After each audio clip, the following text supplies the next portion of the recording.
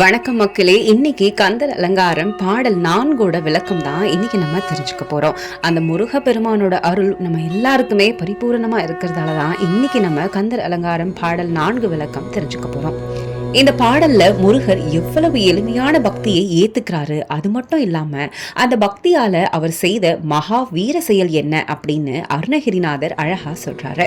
நான் பெரிய தவம் செய்யல, பெரிய பூஜை செய்யல, ஆனா மனசார உன்னை நினைச்சேன். அந்த ஒரு எண்ணத்துக்கே முருகர் என்ன செய்தார் தெரியுமா?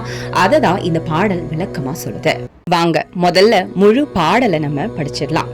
ஓர ஒட்டார் ஒன்றை உண்ண ஒட்டார் மலர் இட்டு உனது தாள் சேர ஒட்டார் ஐவர் செய்வது என்யான் சென்று தேவர் உய்ய சோர நிட்டூரனை சூரனை கார் உடல் சோரி கக்க கூரகட்டாரி இட்டு ஓர் இமை போதினில் கொன்றவனே.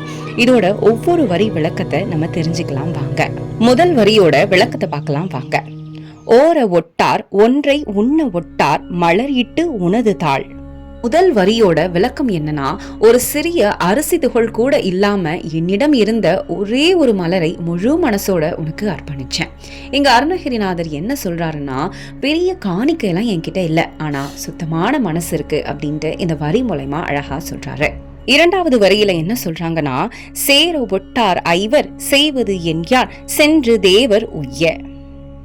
இப்போ இரண்டாவது வரியோட விளக்கம் பார்க்கலாம். அந்த சின்ன பூவை கொடுத்ததுக்காக நான் உன்னிடம் என்ன கேட்க போகிறேன் அப்படின்னு அருணகிரிநாதர் சொல்றாரு.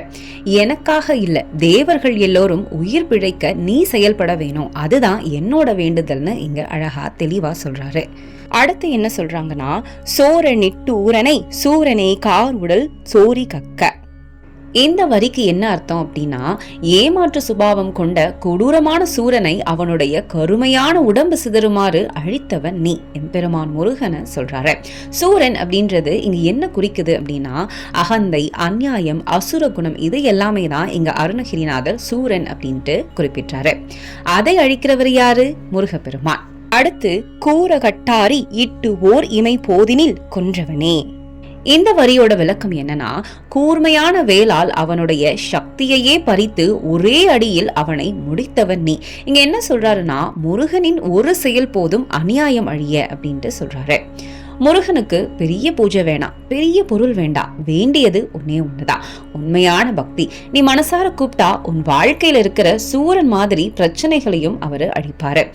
இந்த பாடல் நமக்கு சொல்ற ஒரு பெரிய விஷயம் என்னன்னா, சிறிய பக்தி கூட பெரிய அருளாக மாறும்னு நம்ம புரிஞ்சுக்கலாம். நீ இன்னைக்கு முருகனை உண்மையா நினைச்சா உன் வாழ்க்கையில இருக்கிற தடை, பயம், அநியாயம் எல்லாத்தையுமே வேலோட ஒரு முனையாலேயே அவர் உடைப்பாரு. அடுத்த பாடல்ல முருகரோட இன்னொரு அற்புத ரகசியம் காத்திருக்க. கந்தர் அலங்காரம் பயணம் இனிதே தொடரட்டும். நன்றி மக்களே, நன்றி.